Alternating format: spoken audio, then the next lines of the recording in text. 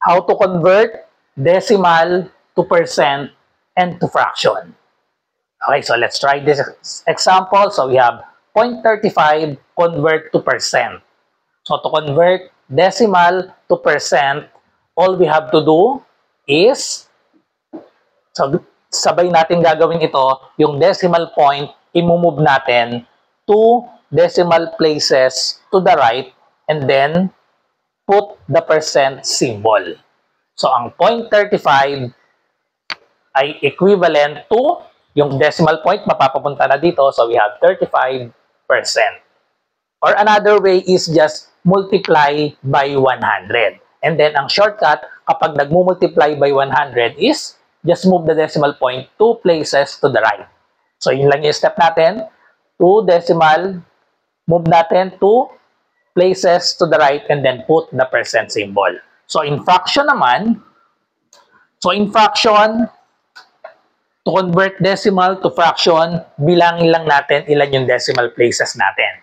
So we have 0.35, so we have 1, 2. So dalawang decimal places, ibig sabihin, i-divide natin siya sa 100. Dalawa din yung 0. Okay?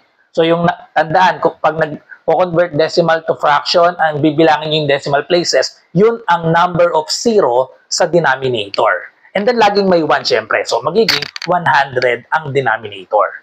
So, 0.35 in fraction is 35 over 100. Okay? So, dalawang number sa numerator, dalawang 0 sa denominator, dalawang number sa numerator. Okay? So, reduce to lowest term. So, we can divide both by 5. So, 35 divided by 5 is 7. 100 divided by 5 is 20. So, 7 over 20 in fraction in lowest term. Okay, so another example. So, we have 0.08 convert to percent. So, just move the decimal point 1, 2, and then put the percent symbol. So, 0.08 in percent is equal to 8%. Okay, so no need to write the 0 in front. Okay, and then in fraction, so we have 2 decimal places after the decimal point. So we have 1, 2. So therefore, just divide by 100. So therefore, we have 8 over 100. And then reduce to lowest term, we can divide both by 4. Okay, so 8 divided by 4, 100 divided by 4. So the final answer is 8 divided by 4 is 2. 100 divided by 4 is 25. So 2 over 25 in lowest term. Another example, so we have 1.12. So convert to percent. So just move the decimal point 1, 2, and then put the percent symbol. So that is equal to 112%.